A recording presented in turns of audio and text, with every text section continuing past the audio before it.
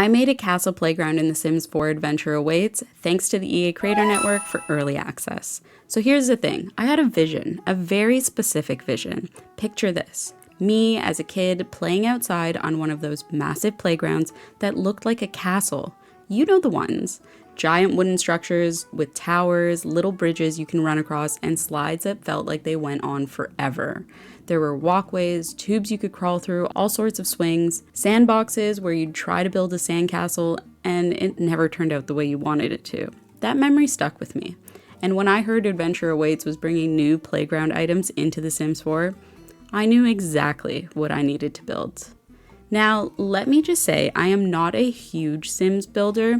I always admire the builds I see on the gallery, and then I go in game, start placing walls, and immediately think, nope, that's not quite it. I second guess myself, and I constantly change my mind. It's chaos. But this time, I just held onto my vision of that childhood castle playground and let it guide me. And honestly, I'm really proud of what came out. As I was working though, I kept wishing that the Sims team had given us some new roof options just for playground builds. Imagine if we could just pop on one of those cone-shaped castle-style roofs. It would have made this entire process so much easier and so much more authentic. Maybe in a future update, fingers crossed. But until then, I had to use the old tricks of the Sims building trade, maneuvering around the rules and making it work with what I've got. And you know what? That's half of the fun of building sometimes. Now don't worry, this build uses no CC, so everyone can download and play with it. I did use a couple of different packs here and there, but nothing too wild.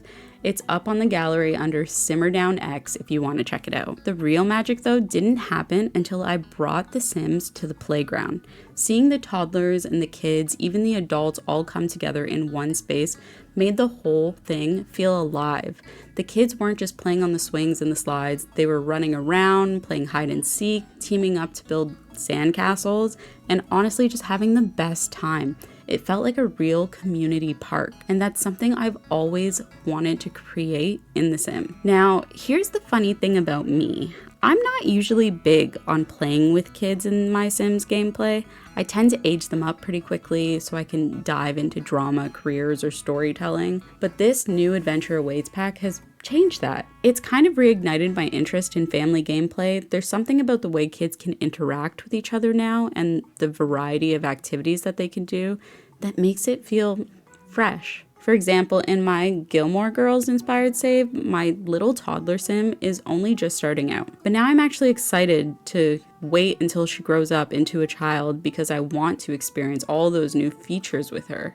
Normally I'd just be rushing through that life stage, but this pack has made me want to slow down and really enjoy it. And listen, this build wasn't the hardest one I've ever done. It's definitely beginner friendly if you want to try something similar, but I also think that some of the really talented Sims builders out there are going to take this concept and absolutely blow it out of the water.